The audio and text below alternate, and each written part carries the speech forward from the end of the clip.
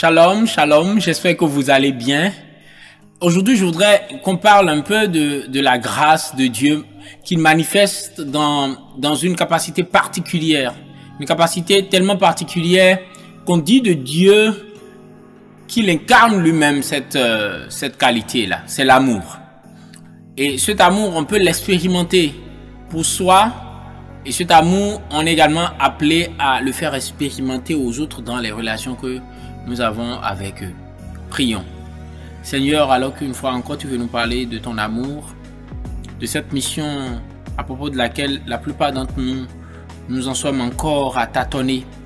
Inspire-nous et donne-nous de pouvoir tous ensemble, mes frères, mes sœurs et moi, retrouver le chemin de l'obéissance. Amen. Nous voudrions parler de l'amour et de son éclat éternel. De l'amour et de son éclat éternel. Vous savez, la Bible dit de Dieu qu'il est le Père des Lumières.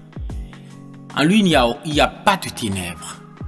Et aujourd'hui, si nous voulons parler de l'éclat éternel de l'amour, c'est comme d'un défi qui nous est lancé à nous tous, en tant qu'enfants de Dieu, en tant que personnes aspirant à ressembler à Dieu, de pouvoir rayonner avec cet amour que Dieu est en train de donner. Le texte qui va nous inspirer, nous le tirons de Juges au chapitre 5, le verset 31.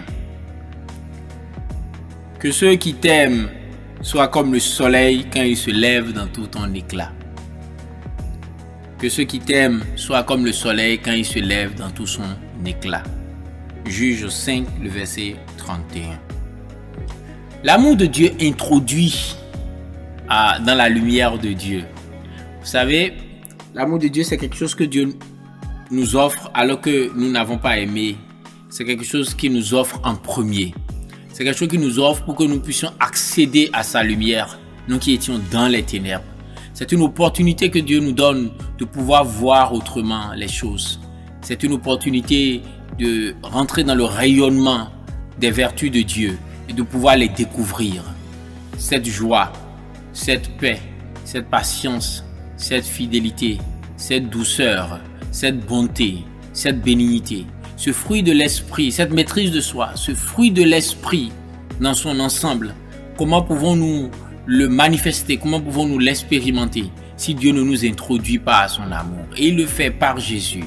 Parce que Jésus, en manifestant cet amour à la croix et par la puissance de la résurrection, nous donne l'opportunité d'être introduit à la lumière de Dieu. En tout cas, pour ceux qui acceptent sa personne et son œuvre et qui se réfugient derrière cette œuvre pour la vie éternelle. La Bible déclare dans Job au chapitre 18, le verset 5, c'est la lumière des méchants qui s'éteindra et la flamme de son foyer qui cessera de briller. C'est la lumière des méchants qui s'éteindra. Parce que dans l'éternité, ceux qui ont été justifiés par le Christ, leur lumière continuera de resplendir. Puisque leur lumière resplendira comme écho à la lumière de Dieu, le Père des Lumières. C'est important de le savoir. La deuxième vérité qui me plaît de soumettre à votre méditation en ce jour, c'est de savoir que si nous avons goûté de la lumière de Dieu, nous devons faire expérimenter cette lumière-là à d'autres personnes. Vous savez, tous les objets qui sont capables, n'est-ce pas, de refléter de la lumière sont évidemment eux-mêmes déjà éclairés. Vous ne pouvez pas être un objet qui reflète de la lumière et ne pas être vous-même un objet éclairé. Et si vous arrivez à refléter, c'est que vous avez été éclairé vous-même en premier. Vous voyez, si nous avons réellement expérimenté l'amour de Dieu pour nous en Christ, nous avons le dépôt capable pour pouvoir donner de l'amour à d'autres personnes. Et ce dépôt, nous n'allons pas le tirer de nos forces et de nos capacités tellement nous ne sommes pas à même de réaliser cela tout seul, mais nous pouvons le tirer du Saint-Esprit qui nous donne la possibilité d'aimer les autres, de les aimer comme Christ nous a aimés, c'est-à-dire de façon inconditionnelle. Et c'est là un grand défi pour vous et pour moi. Vous comprendrez alors pourquoi on peut lire dans 1 Jean au chapitre 4, le verset 20, ce qui est écrit. Si quelqu'un dit « j'aime Dieu » et qu'il a de la haine envers son frère ou sa sœur, c'est un menteur. En effet, s'il n'aime pas son frère ou sa sœur qu'il voit, il ne peut pas aimer Dieu qu'il ne voit pas. C'est péremptoire. Que Dieu nous aide à aimer. Enfin, je voudrais dire à propos de ce test que aimer Dieu produit une vie de triomphe et de joie. C'est cela l'éclat. Aimer Dieu produit une vie de triomphe et de joie.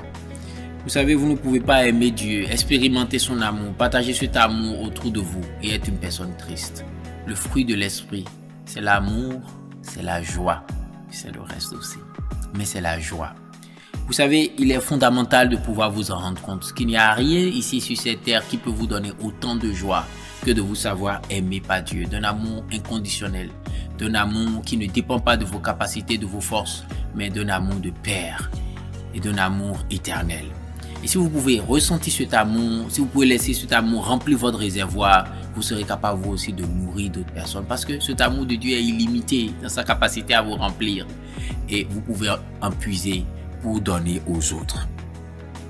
Que les justes débordent de joie, qu'ils éclatent d'allégresse devant Dieu. Soyez ce juste-là, je vous en conjure, qui déborde de joie, qui éclate d'allégresse devant Dieu. J'ai lu pour vous Psaume au chapitre 68, le verset 4. Prions.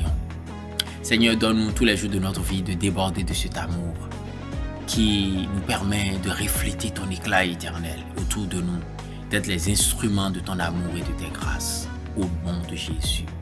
Amen. Bien-aimés, vous voulez nous raconter une expérience de votre amour pour Dieu? Vous voulez peut-être aussi raconter l'expérience de comment vous êtes convaincu de l'amour de Dieu pour vous? Vous avez les commentaires pour le faire. Vous pouvez également nous envoyer vos témoignages dans notre boîte de réception si c'est un peu plus privé. Nous serions heureux d'être bénis par votre retour aussi. En attendant, demain pour un autre Imra. Que le Seigneur vous bénisse. Shalom chez vous.